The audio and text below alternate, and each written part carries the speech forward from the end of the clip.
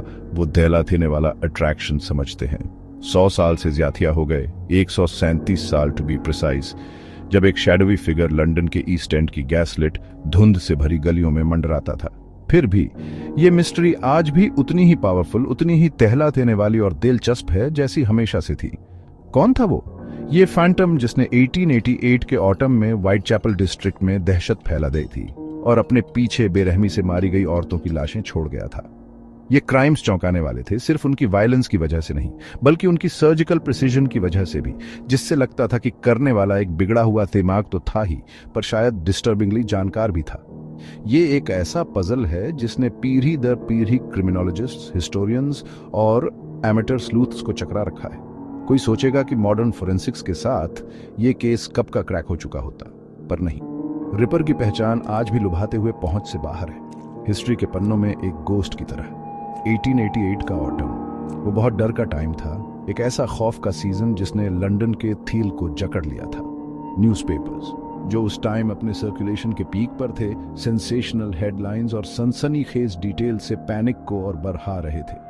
हर victim की body पिछली से ज्यादा भयानक मिलती थी, जिससे एक ऐसे किलर की इमेज बनती थी जो इस घिनौनेपन में MZA लेता लगता था। इतना वहशीपन क्यों था? क्या वो कोई पागल एथेमी था, कोई चिड़चिड़ा डॉक्टर, कोई अमीर खानतियान का एथेमी जिसका कोई डार्क सीक्रेट हो, या कुछ और ही?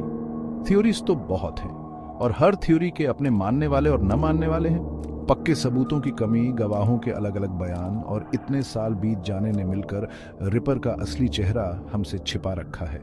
ये बड़ी अजीब बात है कि इतने पुराने क्राइम्स आज भी पूरी दुनिया में लोगों को इतना फैसिनेट करते हैं। सोचने वाली बात है कि व्हाइट चैपल में रहने वाले लोगों के लिए वो खौफनाक महीने कैसे बीते होंगे। वो लगातार डर, ये शक कि तुम्हारा पड़ोसी, तुम्हारा लॉजर या रास्ते से गुजरता कोई शरीफ सा देखने वाला जेंटलमैन भी ये मॉन्स्टर हो सकता है। पुलिस अपनी सारी कोशिशों के बावजूद हेल्पलेस लग रही थी। वो एक नए किस्म के शिकारी से निपट रहे थे, जो खतरनाक स्पीड से हमला करता और फिर उन भूल भुलैया वाली स्लम्स में गायब हो जाता था। ये जो नाम है जैक द रिपर, ये एक चिट्ठी से आया था जो शायद मजाक में किसी न्यूज एजेंसी को भेजी गई थी। फिर भी ये नाम ऐसा चिपका कि इस खास तरह की बुराई का दूसरा नाम ही बन गया। ये एक ऐसा नाम है जो अपने क्रिमिनल बैकग्राउंड से कहीं आगे निकल